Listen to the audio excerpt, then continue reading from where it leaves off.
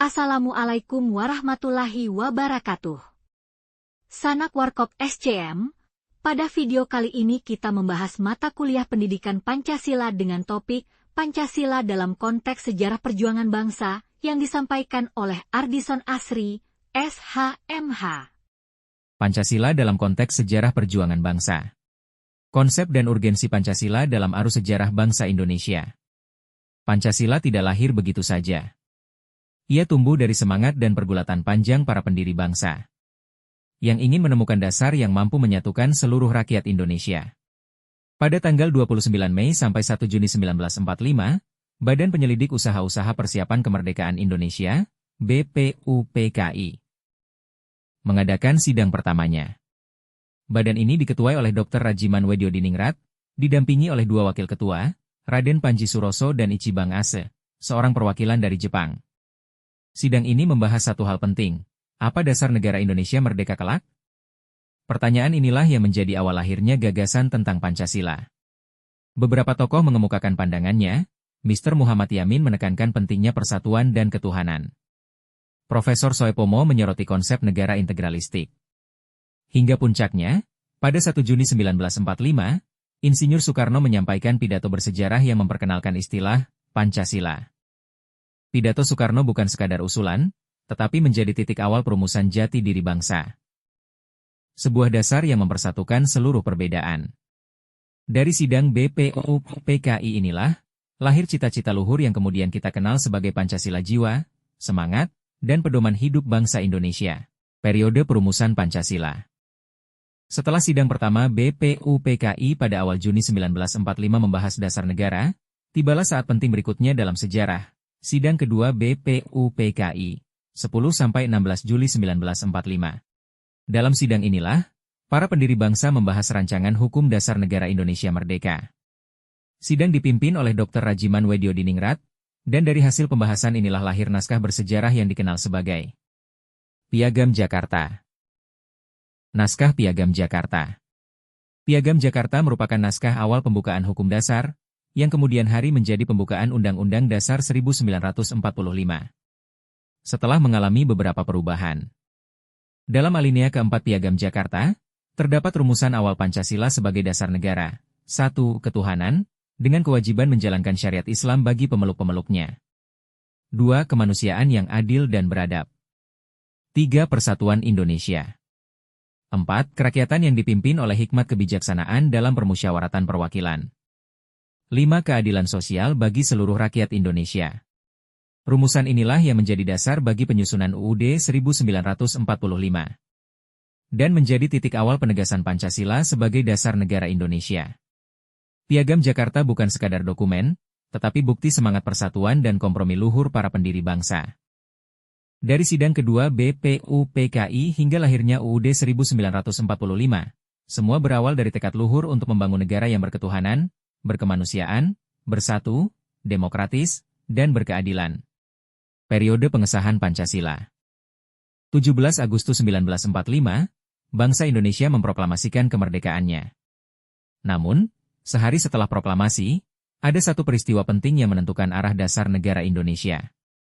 Pada 18 Agustus 1945, Panitia Persiapan Kemerdekaan Indonesia, PPKI, menggelar sidang bersejarah yang membahas tiga hal penting. 1. Pengesahan UUD 1945, 2. Pemilihan Presiden dan Wakil Presiden, 3. Serta penetapan Pancasila sebagai dasar negara Indonesia. Namun, sejarah mencatat, rumusan Pancasila yang disahkan PPKI berbeda dengan rumusan yang terdapat dalam Piagam Jakarta. Dalam naskah Piagam Jakarta, sila pertama berbunyi, ketuhanan, dengan kewajiban menjalankan syariat Islam bagi pemeluk-pemeluknya. Namun setelah dilakukan musyawarah dan demi persatuan bangsa, kalimat itu diubah menjadi ketuhanan yang Maha Esa. Perubahan ini menjadi simbol semangat persatuan dan toleransi bangsa Indonesia. Sebuah kompromi luhur yang menjadikan Pancasila sebagai dasar negara yang inklusif dan mempersatukan seluruh rakyat. 18 Agustus 1945, Pancasila disahkan secara resmi oleh PPKI sebagai dasar negara Indonesia. Dari sinilah perjalanan panjang bangsa dimulai. Berlandaskan semangat persatuan dalam keberagaman. Rumusan Pancasila. Rumusan Pancasila termuat dalam pembukaan UUD 1945 alinea keempat, dan berbunyi sebagai berikut.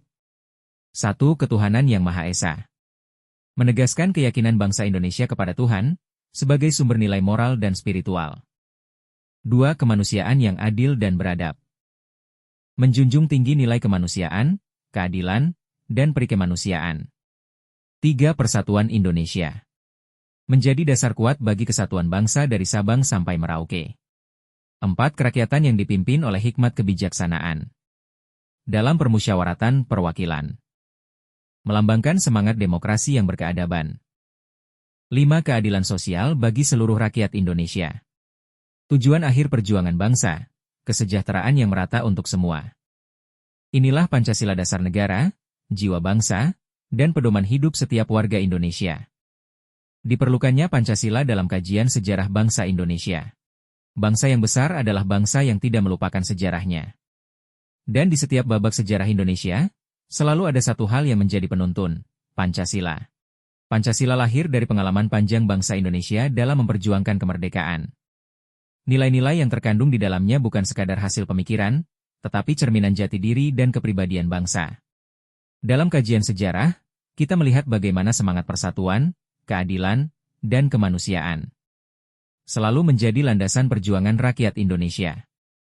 Semangat itulah yang kemudian dirumuskan menjadi 5 sila Pancasila.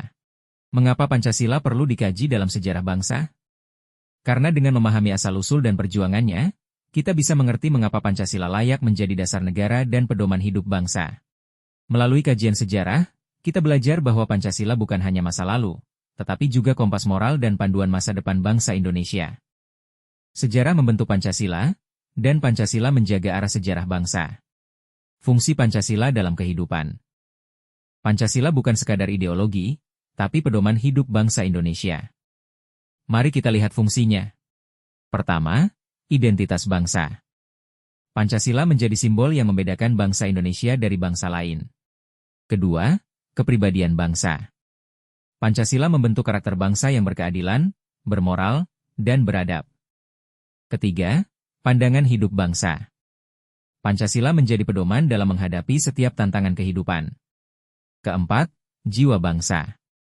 Pancasila menanamkan semangat nasionalisme, persatuan, dan rasa cinta tanah air. Kelima, perjanjian luhur.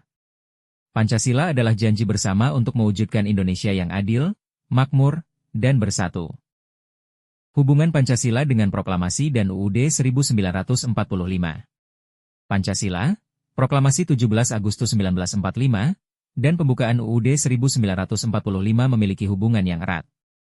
Mari kita jelaskan satu persatu. Pertama, hubungan pembukaan UUD 1945 dengan proklamasi.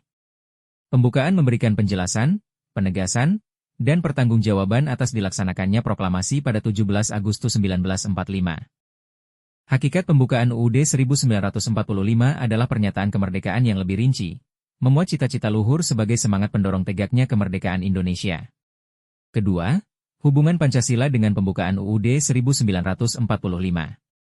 Pancasila adalah asas kerohanian, sedangkan pembukaan UUD 1945 berfungsi sebagai staats fundamentar dasar pokok negara yang tak berubah dan kuat secara ilmiah. Secara praktis, Pancasila menjadi semangat moral, sementara pembukaan UUD 1945 menjadi dasar hukum yang tetap dan tidak berubah bagi negara yang dibentuk. Dengan demikian, Pancasila, proklamasi, dan pembukaan UUD 1945 merupakan satu kesatuan yang membentuk dasar dan jiwa bangsa Indonesia. Tata urut perundangan dapat dilihat seperti gambar. Pembukaan UUD 1945 memiliki kedudukan sebagai kaidah negara yang fundamental, atau staats fundamentar nor. Artinya, pembukaan UUD 1945 adalah dasar pokok dari seluruh peraturan perundangan di Indonesia. Nilai-nilai dasar Pancasila dijabarkan dalam pembukaan UUD 1945, dan diterapkan melalui pasal-pasal UUD 1945 sebagai nilai instrumental. Nilai instrumental inilah yang menjadi pedoman nyata dalam praktik berbangsa dan bernegara. Pembukaan UUD 1945, dasar pokok yang menuntun seluruh kehidupan bernegara. Karena dari sanalah, seluruh sistem hukum Indonesia berakar. Dinamika dan tantangan Pancasila dalam kehidupan berbangsa dan bernegara. Pancasila bukan hanya dasar negara, tapi juga pedoman hidup bangsa. Namun, nilai-nilainya terus mengalami dinamika dan tantangan dalam perjalanan waktu. Sejak awal kemerdekaan, pembudayaan nilai-nilai Pancasila telah dilakukan secara terus-menerus. Inilah yang disebut dinamika Pancasila, yaitu gerak masyarakat yang selalu berubah seiring zaman. Tetapi dalam kenyataannya, nilai-nilai Pancasila sering mengalami penyimpangan di berbagai bidang kehidupan. Sila pertama, ketuhanan yang Maha Esa. Terjadi peristiwa bom bunuh diri di 3 gereja di Surabaya, menelan banyak korban tak bersalah. Sila kedua, kemanusiaan yang adil dan beradab. Penggusuran paksa tanpa solusi bagi warga miskin menunjukkan kurangnya rasa kemanusiaan. Sila ketiga, persatuan Indonesia. Masih sering terjadi tawuran antar pelajar dan konflik antar suku yang mengancam persatuan. Sila keempat, kerakyatan yang dipimpin oleh hikmat kebijaksanaan. Banyak wakil rakyat yang justru tersangkut korupsi. Sila kelima, keadilan sosial bagi seluruh rakyat Indonesia. Masih terjadi diskriminasi pelayanan antara pasien kaya dan miskin di rumah sakit. Dinamika Pancasila menunjukkan bahwa tantangan akan selalu ada. Namun tugas kita bersama adalah menjaga dan mengamalkan nilai-nilai Pancasila dalam kehidupan sehari-hari. Tantangan Pancasila terhadap kehidupan berbangsa dan bernegara di era globalisasi. Pancasila adalah pedoman hidup bangsa Indonesia. Namun, di era globalisasi saat ini, nilai-nilainya menghadapi banyak tantangan serius. Salah satu tantangan terbesar adalah ketika nilai-nilai Pancasila tidak lagi diterapkan pada objek kehidupan yang sebenarnya. Akibatnya, nilai Pancasila mulai menyimpang dari kehidupan berbangsa dan bernegara. Kemajuan teknologi yang tidak dikendalikan bisa menimbulkan masalah yang mengancam stabilitas dan moral bangsa. Inilah 5 tantangan nyata Pancasila di era globalisasi saat ini. 1. Pemahaman Pancasila menurun. Pembelajaran Pancasila kini kurang diminati dan kehilangan daya tarik di kalangan generasi muda. 2. Polarisasi dan konflik SARA. Arus globalisasi memperkuat polarisasi sosial berbasis SARA yang memecah belah persatuan. 3. Kesenjangan sosial. Masih lebarnya kesenjangan sosial menjadi ancaman nyata terhadap keadilan sosial bagi seluruh rakyat Indonesia. 4. Melemahnya nilai Pancasila di kelembagaan. Nilai-nilai Pancasila makin melemah dalam lembaga politik, ekonomi, dan budaya. Banyak penyelenggara negara yang kehilangan arah ideologinya. 5. Kurangnya keteladanan. Kurangnya keteladanan dari pemimpin dan tokoh masyarakat membuat nilai Pancasila sulit dihidupkan dalam tindakan nyata. Tantangan Pancasila bukan untuk ditakuti, tapi untuk dihadapi. Karena bangsa yang besar adalah bangsa yang mampu menjaga jati dirinya di tengah perubahan zaman.